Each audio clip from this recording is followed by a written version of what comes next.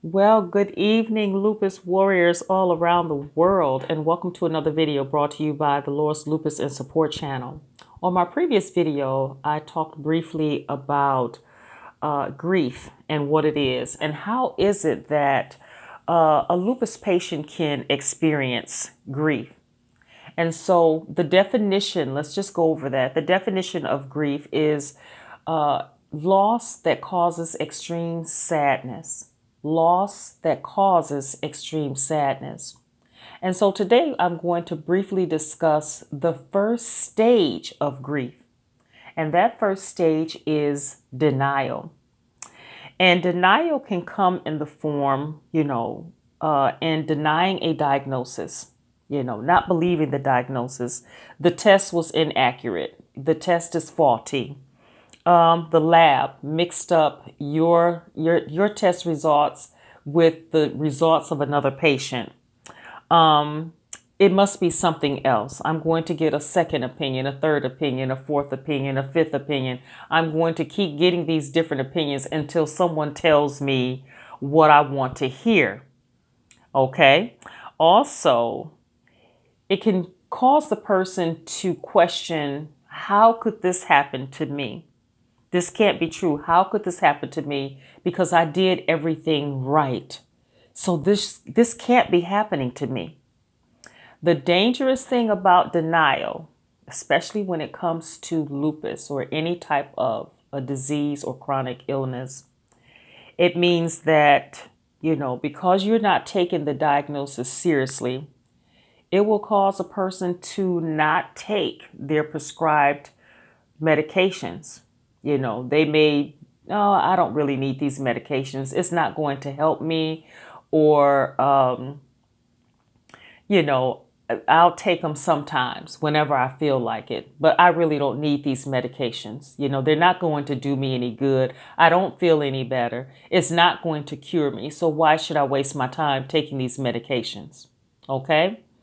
These medications, they'll come up with all kinds of excuses. They have too many side effects. I don't feel right when I take them. I really don't think it's necessary. So I'll go and research and find something else, and that can be very dangerous, because the sooner you receive a diagnosis of lupus and the sooner you begin taking your medications or your medication regimen, the better.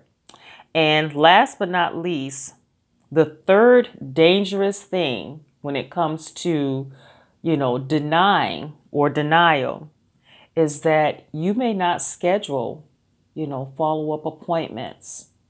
You may not go in for much needed tests and procedures, MRIs, CT scans, biopsies, there's a whole array of different, follow-up tests and procedures, labs that need to be done. And because you're in denial, you may not schedule those, or you may schedule them and then cancel. And you'll come up with all kinds of excuses why you shouldn't have these tests and procedures done. And so thank you so much for joining me on today. And today we talked briefly about the first stage of grief, which is denial. If you find yourself, my friend, experiencing grief, or, if you're at this stage of denial, please do not hesitate to reach out and speak with someone, a lupus support specialist, your doctor, a friend, a family member, a clergy. Talk to someone. If you're experiencing grief of any kind, whether it's related to lupus or not, don't hold or bottle up all these feelings inside. The sooner you talk to someone, the sooner you can begin the path of healing, my friend. Okay? And so I'm going to wrap the video up at this point. Remember, there is life after lupus, and that God loves you with all of his heart.